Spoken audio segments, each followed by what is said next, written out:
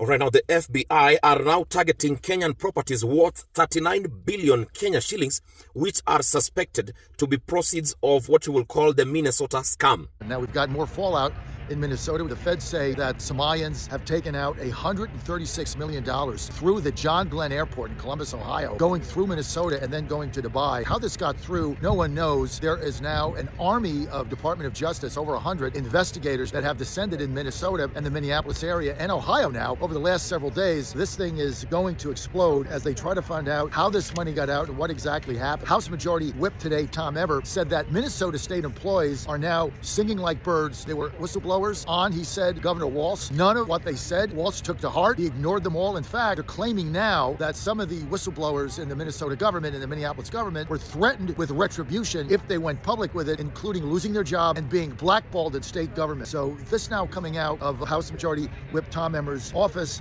Emmer saying on one of the newscasts the other day that this should be enough for criminal charges against Walz. He expects Walz to get arrested over the next several weeks here. As this unfolds, Rand Paul said that this is only the tip of the iceberg, that the level of fraud in Minnesota and these other states, he said, is in the hundreds and hundreds of billions of dollars. Just unbelievable. The situation in Minneapolis on the street getting tenser and tenser. Trump sending in another 1,000 ICE agents into Minnesota. His basic premise here, he's got 2,000 now, he's sending in another 1,000 or 3,000, and I agree with him here. There's no backing down. There's no way out of this. You've got to have the courage to install law and order in the United States. These are paid agitators. They're communist agitators disrupting legal law enforcement activity. And so they're going to face the consequences as they go forward. If you let this evolve, basically you don't have a country. This is why you can't back down on this. And President Trump understands this better than anybody. This is what he's banking on in the midterms, that average people are going to look at this and say, you know what, you have to have some semblance of law and order. Meantime, 6 federal prosecutors resigning in Minneapolis over the fact we're told to investigate Renee Good's wife instead of the ICE agent. They resigned. Look, don't let the door hit you in the keister on the way out. Starting February 1st, President Trump making it clear yesterday in Detroit that there will be no more payments of any federal dollars, not one dime, to sanctuary cities. He's got to be able to do this. He'll get challenged in court, etc. But he's got to do this. Stop giving them money. When the court challenges it, just don't send it. This has got to stop. No money to sanctuary cities. You want to follow me on social media,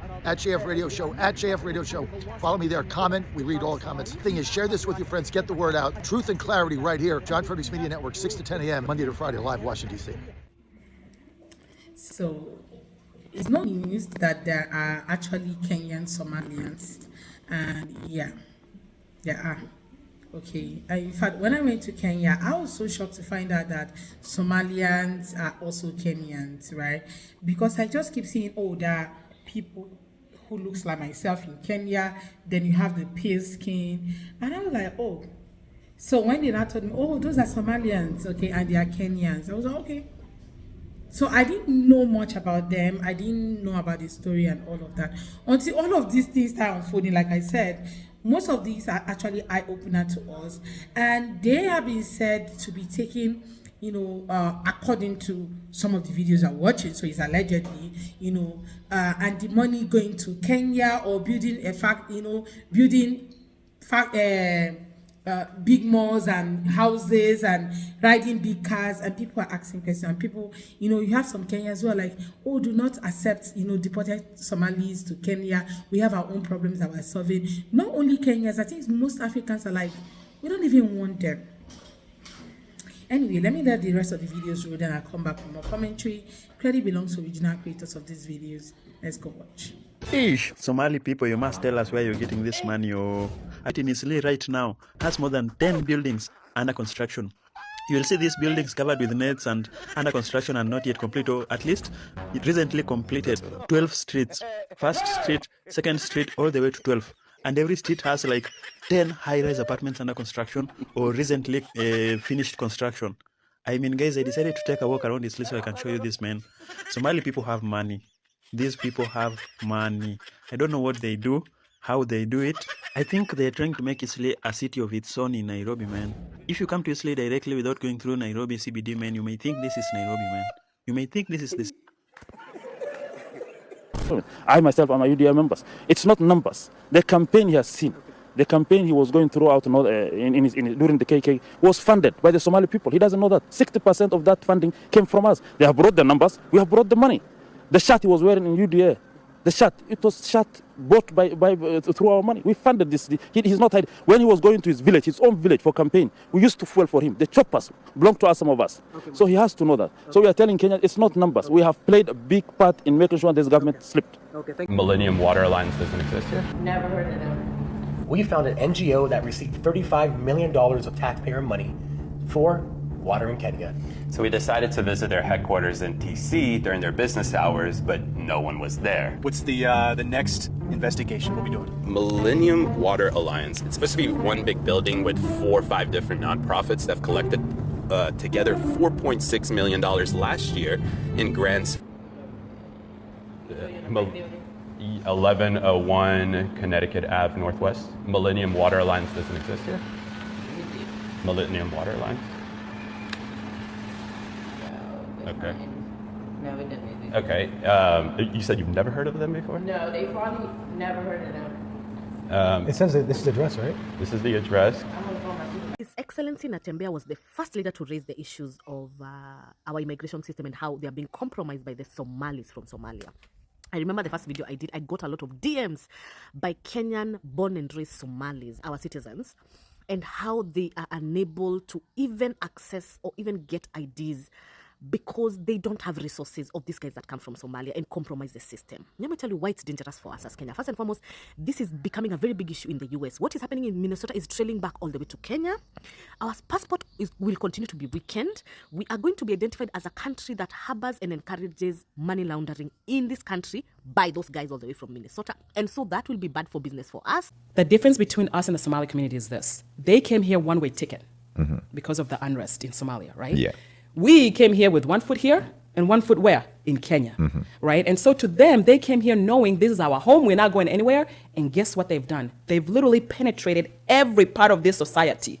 And they've made sure that this is their home and they're not going anywhere. Yeah. You know, and so for the Kenyan community, I think we've come a long way. I have to applaud that, especially in the state of Minnesota. If you look at the whole entire US and the concentration of Kenyans, Minnesota is second to obviously Texas. But when you talk about the unity of Kenyans, I would say Minnesota, we're doing pretty well. We're doing pretty well, but we can do better in creating that environment, especially for the younger generation, who now Africa is the new lit thing, right? I don't even know if that's, you people can correct me or not, right?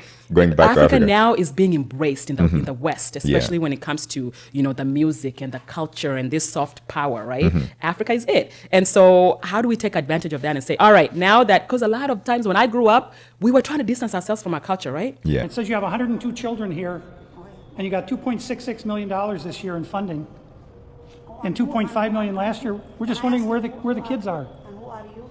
My name's Nick Shirley. Nick Shirley. And where are you? Which department? Oh, we are from ourselves. Yeah. Hello, we'd like to ask where the money's going. Okay, so first and foremost, thank you so much, Nick, for doing this. We need to expose these liars. So thank you for going out there and doing it. Really, really, from the bottom of my heart, and so many other Americans, thank you. So empty buildings, but full bank accounts, huh? We are paying for all of that. These places are being funded by taxpayers' money. The corruption and the fraud in the state of Minnesota has reached unimaginable levels. Like, we are talking about billions of dollars. With that level of corruption, I think the question we ask ourselves is, who's going to jail? Who's going to pay for that? And the answer so far has been no one. Well, maybe they will want to arrest Nick Shirley for asking legitimate questions, because the police very gladly escorted him out of that place once he started asking these questions that every American has the right to ask. And all these schemes are tied to a specific group of immigrants protected by Democrats, immigrants who don't want to assimilate, immigrants who hate us, immigrants who steal from us. And you want to call me a radical when I just say deport them all? This is a state-funded, organized crime, and I want it gone. And I want every American politician who's behind this to pay the price. I want Tim Walz behind bars. Keep talking about it. Do not let it go unnoticed. And once again, thank you, Nick, for doing that. If you can, go ahead and do more of it. More people need to talk about it. So please share this video, and let's make sure we're doing our parts as American citizens. Imagine being in that phase where even your own people do not even want you. That's exactly what we're seeing play out. Why your own people don't want you as an immigrant in their country. Because for decades, these people have been telling, oh, we're not black, we are not black, we are not black. And now, all of a sudden, you want to be black. All of a sudden, you want to move to this thing, because once these people get deported, they look for the best countries to go to because of the things happening in Somalia. It's not so easy for them over there back home, and that's why most of them do not even want to get deported. It's really not easy for them back home. You know, if you have watched some of my videos, you will notice the reason why a lot of them do not want to go back. Okay, and now with the whole fraud thing being talked about and all that, so somehow their TPS has been cancelled. They need to go back home. You got back home and you're saying that home is not exactly what you think.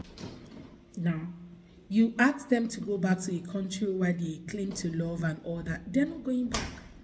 They do not want to go back. They do not want to have anything to do with Somalia. Like, now, when they get back home, they find the best country around them to go back to, because somehow home is where you are accepted. So if home is not giving you what you want, you better find an alternative home. So they go to countries nearby their homes, you know, where, you know, better standard of living. So that's why you have them either in Ethiopia or probably in Kenya, like all these countries where it's easier for them to migrate to, right?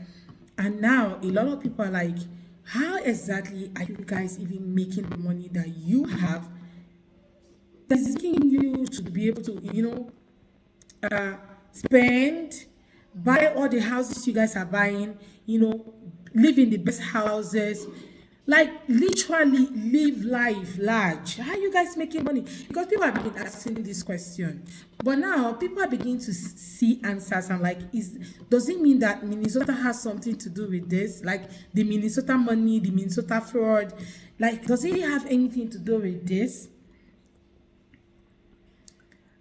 I'm seeing some of these things. So someone said one reason is that fraud in government programs is a risk concern for taxpayers. No matter who is involved, people want accountability when public funds are misused. But the way the online video framed the situation and the way some politicians amplified it has turned this into a much bigger story about an entire community. And because the truth is that not all of them actually did this, but somehow majority did, according to most of the videos we watched, still allegedly. Okay, so now it's looking somehow. Okay, so people are now asking, where exactly is the money going to? If you cannot use it to help your home country to be better, then where exactly is it going to?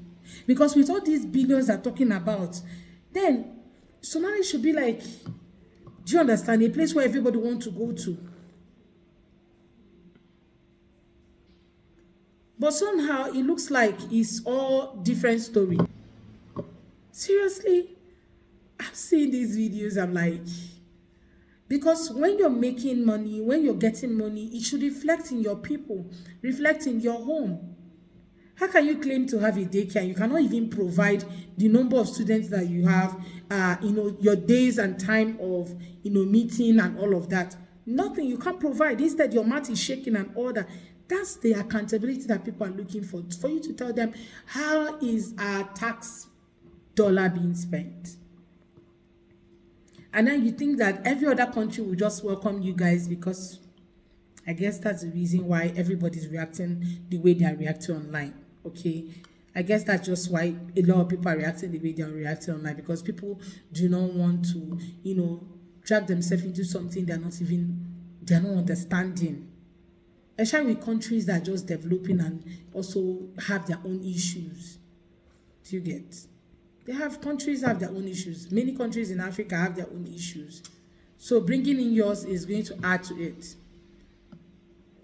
So I'm not shocked seeing some of these videos online because of what is happening. But yeah, let me know what you all think in the comment section. Credit belongs to original creators of these videos. Don't forget to like, subscribe, share, and drop your own take in the comments. I'll see you all on my next. Bye guys.